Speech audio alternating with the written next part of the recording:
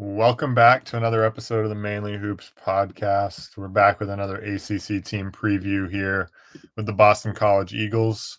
Before we dive into it, if you wouldn't mind liking and subscribing, we'd really appreciate the support. But now getting into it, Boston College coming off a pretty treacherous year last year, 4-16 in the ACC, 12-19 overall. Earl Grant, just a couple years removed from a pretty solid team, now has a team that's again projected to finish at the very bottom of the ACC. But offensively, Cody, we'll start there. What do you see in this offense for strengths? Yeah, I mean, that was a fun BC team to watch a couple years ago too, like led by Quentin Post, Zachary, who ended up at Clemson, and then Claudel Harris, obviously. We love Claudel Harris. He's a awesome big time perimeter shot maker. He was fun to watch. And Madsen. Yeah, they had a really good group. Like guys that all went on and did something somewhere else or Post in the NBA, right? I mean, Post actually got minutes, right? Yeah. I'm not really sure if they're going to be generating any more NBA talents now with the NIL situations across the country. I don't think BC is all that well funded in the basketball department. Not while they're in the ACC. If they ever were to go to the Big East or something, maybe, but which would make sense, I guess, down the road. But I guess we'll see. But for my main strength, I said the transition attack could be solid. But one thing I will note before that is, I mean, Grant teams don't really like to run that often. They're more predicated on half-court efficiency. But I think this roster might force them to run a little bit more. And, yeah, Grant, he's never had an offense inside the top 200 in pace in his coaching career. So it's going to be a little bit of push-pull there with this group.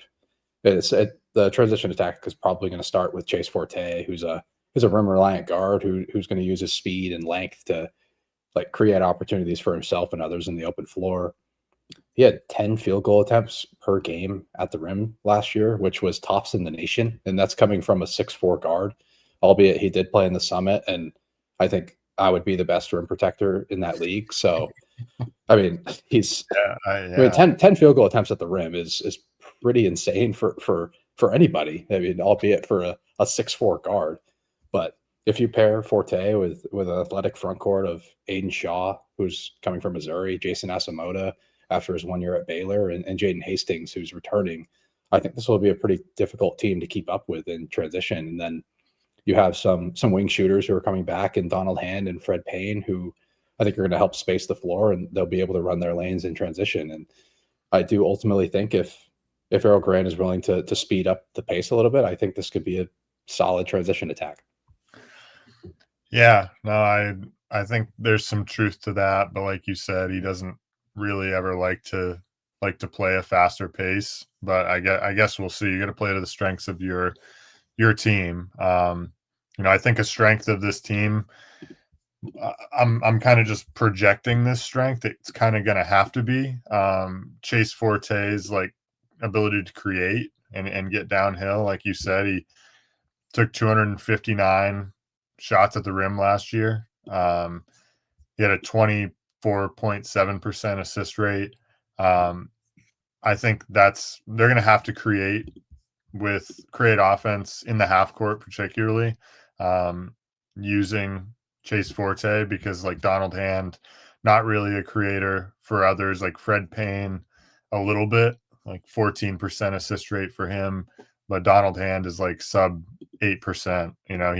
He's primarily, at least last year, and granted, right, there weren't a lot of scoring options on that team. So, he had to kind of create his own offense a lot of the time.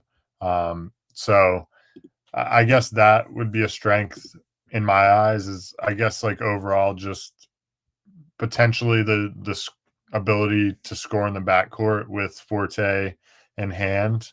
I think that's where they're probably going to have to generate most of their offense. And like you said, potentially in transition if they get there. But overall, this BC offense, particularly in the half court, shouldn't be a stellar unit. by any stretch. So, how about weaknesses? What do you see here? Yeah, I mean, I do think this is going to be a team that has to get on the glass a little bit as well. And they have an athletic front court to do that. But then again, that's not an emphasis of Earl Grant. I don't think he's ever been inside the top 200 in offensive rebound rate either. 2016, his Charleston team finished 151st. That's the best offensive rebound rate team he's had, and it's a guy who, I mean, he always emphasizes controlling the pace, and hopefully he's able to change that. And that's my main weakness, is it could be a really poor roster fit because of that. And I also think, like you mentioned Chase Forte, like having to play a big role and being the creator of this offense, but I think he has real concerns when it comes to stepping up in class. Like I mentioned, like a rim reliant guard that's playing in the Summit League, it's hard to project like how well that his rim scoring ability is going to translate. He has a bigger guard, but this is typically a profile that I am lower on. But when it comes to mid-major guards transferring up to the power leagues, he turned the ball over a little bit. I think his numbers were fine last year, but I think it was 2 years ago where he had a rough turnover season. And if he's going to have the ball in his hands all the time, playing more against more athletic defenses that can match his superior athleticism that he had in the Summit, I do think that creates some issues. And like, if we don't love the guard group from a creation standpoint, it's also not really a front court that you can play through either. Like with Shaw, Asamoah, Hastings, and Bowden Kapke coming from Butler, they all kind of profile as play finishers. And if there's no one able to create those plays for them, I think it creates a pretty poor outlook. So overall, I do think there's a little bit of a talent concern. And like I do wish there's a guy like Donald Hand that I could trust to score at more than one level. Like he can knock it down from three, on the move, off the bounce. He really struggles to score inside the arc. And maybe that was because he had too much offensive load last season, but it doesn't project for him to have all that like less of an offensive load this season. I mean, he shot 37% from three, but his overall percentage was also 37%. So, I mean, just a slighter frame that's unable to score at the rim efficiently. So yeah, I do think it's partly a roster fit concern, but also I think it's part of like, are these guys going to translate? Yeah, and I think with your point about like lack of talent, I think what goes right with that is offensive shot creation, like for yourself. I don't there's not a lot of that on this roster really at all. Like Forte, like you said, he shows the ability to create his own shot in the Summit League at the rim, but he's not a good shooter. And he doesn't take anything in the mid range. It's all getting to the rim. I would suspect it won't be that easy, like you said, making the jump to the ACC. Hand, has a little bit of ability to create his own shot, but not a ton. Otherwise, the ability of this offense to create shots on their guys to create shots on their own is not high. And really like the overall like shooting in general, like Hand, you mentioned 37%, but aside from him, like Fred Payne, very low volume last year, 29 for 86. He was playing just under half a game, but that's only 33%. Like I mentioned already, Forte, not a good shooter. Asamoah, 22% on 22 attempts. Like this group in general, just offensive talent, shot making, creation wise, unfortunately, like isn't a strong group. And it's unfortunate because like I really do like Earl Grant as a coach. Like when we've seen what he's been able to do with a talented group, they were a much better team. They took Duke down to the wire at home that year. I think the year they upset Virginia when Virginia was sixth as well. So like it's fun when Earl Grant has a good team, but like this team talent wise just is not there. Yeah, I would agree. It's a rough fit. And when he's had like even some talent on the offensive end, his offenses have been pretty efficient. So yeah, it is a little bit upsetting to see, like, I mean, maybe he's trying to flip the script on the type of rosters he's building, with the athleticism in the front court, optimizing different areas like the glass. And it's probably more of a defense first team this year, which we'll talk about the defense in a few minutes too. Yeah. So speaking of the defense, strengths wise, I mean, I think, like you mentioned, the athleticism in the front court, I think, they do have some rim protection upside, right? I mean, you've got Asamoah, who had almost a 4% block rate. Shaw coming over from Missouri, he was almost 5%. And then, I think like Kapke is big. Didn't play. He played like a third of the game last year, had only a 1% block rate. But I think the other two, you can't really teach 6'11. You don't really get 6'11, I think, a lot at BC in Kapke. But the other two, I think, offer some rim protection that BC hasn't necessarily had in the last few years. I would agree. Yeah, that was my main strength of this defense was the front court athleticism and versatility. Asamoah, Shaw, and Hastings is a really good group.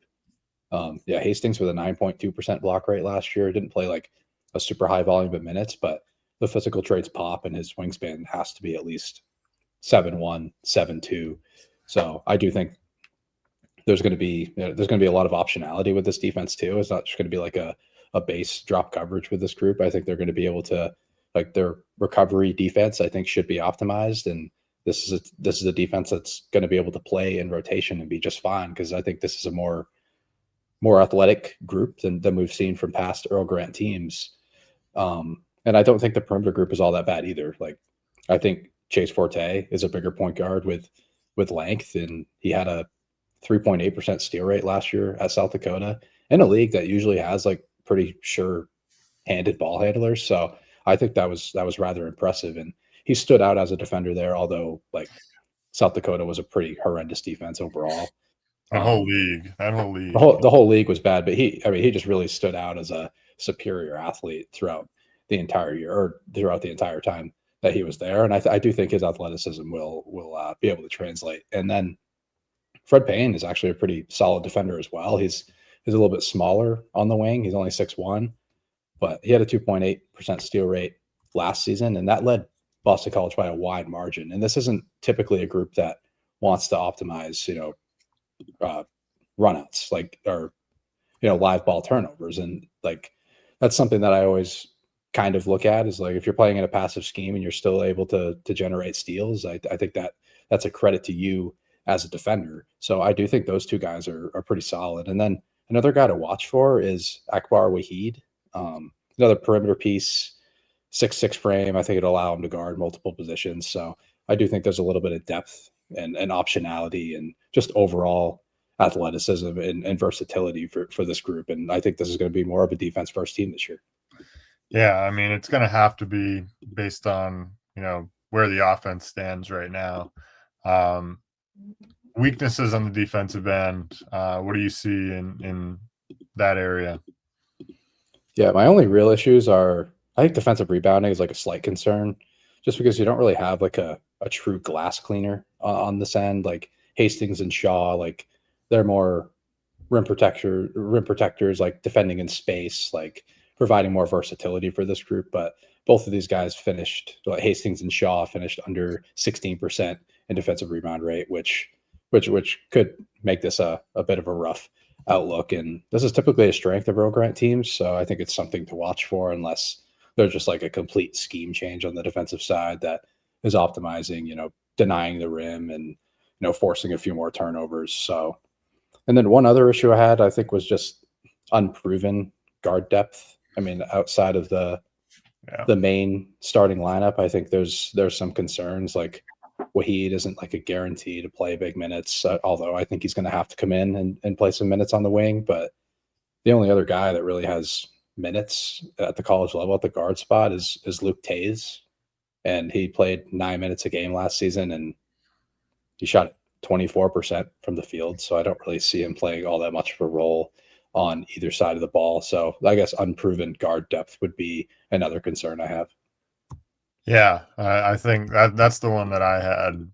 The main concern is, you've got the main guards that are going to play a lot. And then after that, it's like you said, Wahid, Taze, and then another freshman, Caleb Steger.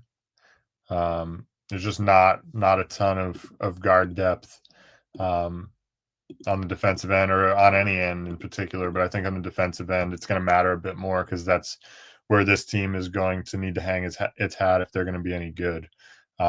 So that's a definite weakness for this team. But looking ahead, MVP for this team, X factor for this team. What are your thoughts? Yeah, ultimately for my MVP, I went with Donald Hand. Coming back after averaging 16 points a game, I think he's going to see a similar usage, and I think he's more of a certain impact at this level than a guy like Chase Forte.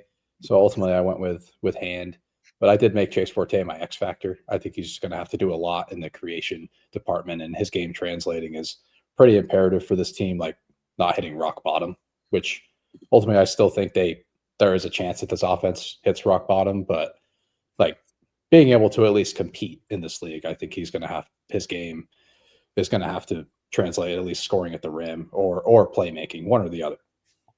Yeah, I went the same way. I think Donald Hand is the MVP. To me, it was kind of an easy choice. I think last year we saw what he was able to do with nothing really around him, and I think again this year, it's the sure thing. I think at least on the offensive end for this team is he's had a year under his belt now of kind of being heavily relied upon, and now I think we're gonna see another solid year on the offensive end for him. And also, my X factor, same thing. I think Chase Forte, his creation, how he translates moving from the Summit League to the ACC, and what's going to be asked of him, I think is so much that it makes him the X factor to whether this team, exceeds the expectation of being that, unfortunately, like last team in the ACC, or heck, even exceeding that and being second to last. Like this team, we know, and it doesn't really matter where you look, they're not going to be that good. But he's the X factor, I think, to whether or not they can be just a little bit better than what they're supposed to be. Yeah, I would agree. And if I had to bet on if his talent was going to translate, I would say probably not. But I just think he's going to be that important to this team this year, at least just having the ball in his hands a ton, just from at least a ball security standpoint, just because we don't really love the depth or we don't really know about the guard depth on this roster. So yeah, he's going to be super important. Yeah. Now we've kind of hinted at it already. Ceiling, floor for this team, and then one bold prediction.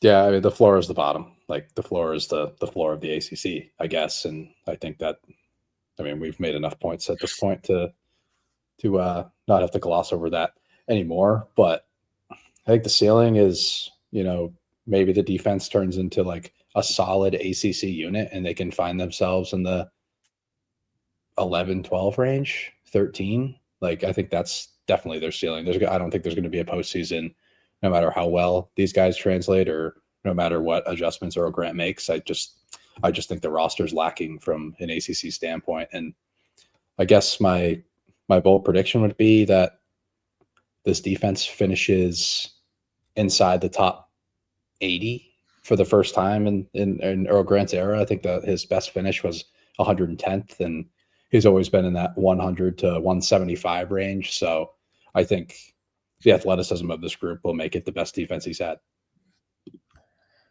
Yeah, I mean, obviously, like you said, floor is the bottom, ceiling 14th. Like I don't. Fair. I was trying to be nice for the 11 to 13, but 14th or 15th. Like I just don't think there's a lot of wiggle room with the lack of offensive talent on this team. The defense, like, is what would get them to that point, I think. Right. Unfortunately. But I think bold prediction wise, unfortunately, like I think Earl Grant could see the door this year. Yeah, see, I didn't want to say that. That was the issue. I really don't like my note is like unfortunately because I do like Earl Grant as a coach, and I think that it's just it's a tough hand to play in today's college basketball world at Boston College. See, I would be okay with this if they give the job to Chris Markwood, who's at Maine right now, a former BC assistant coming Yeah. over. I mean, that would be fine. I'd be fine with Earl Grant walking out the door for Markwood. I think he's an awesome coach. So Yeah. So we'll see. I hope that doesn't happen for Earl Grant's sake, but it's just it's going to be another tough year for BC. But we'll see if anything ends up being different here 2 months from today when the season starts. But with that, we'll wrap things up, and we'll see you next time on the Mainly Hoops podcast.